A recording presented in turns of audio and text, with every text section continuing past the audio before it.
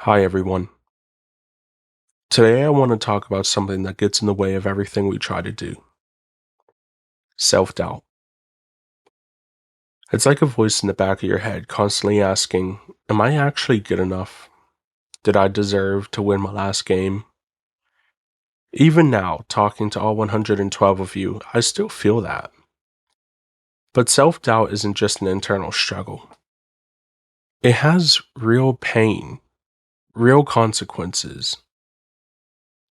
Today we're going to be looking at somebody named Ashley. Someone who listened to their voices for so long that she missed out on the things that mattered most. It's a heavy story to bear.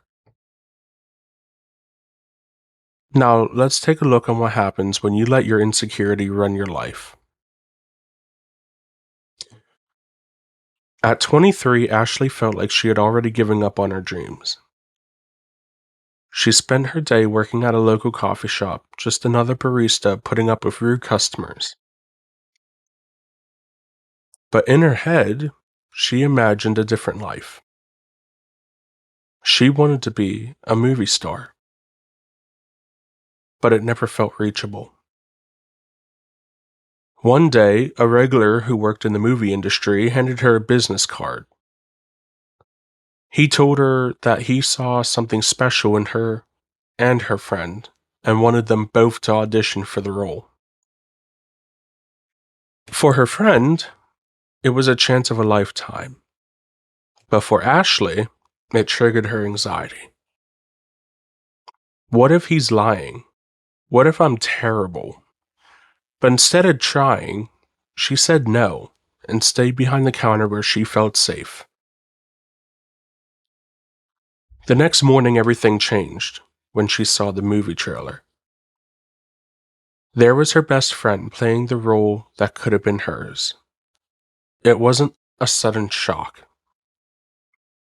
It was a slow, sinking feeling of regret. She went back to work feeling like a failure.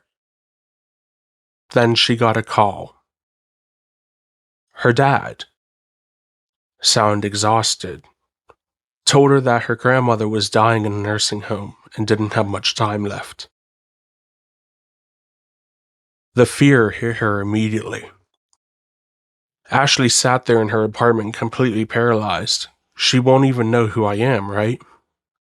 I'll just be a disappointment, she told herself. She stayed home thinking she was doing everyone a favor by staying away. But across town in a quiet hospital room, her grandmother's last words were a question. Where's Ashley? She asked. But no one could answer her. Her grandmother passed away in that cold, sterile silence, waiting for a presence that never came. For Ashley, the grief didn't hit like a wave. It settled like a permanent chill. She truly believed that she had done the right thing. She told herself that she was protecting her grandmother from her own messy, unsuccessful life. That her silence was kindness. But the truth was a jagged pill. Her grandmother didn't die knowing she was loved. She died wondering why she had been abandoned. In her final moments, she likely pieced together a story where Ashley didn't care. So now every time Ashley looks at her phone, she's haunted by the same question that echoed through the hospital room, unanswered. The silence she thought was protection was actually the loudest goodbye she could ever have given. So let this story be a warning that you are enough. And sometimes what you think you should avoid should not be.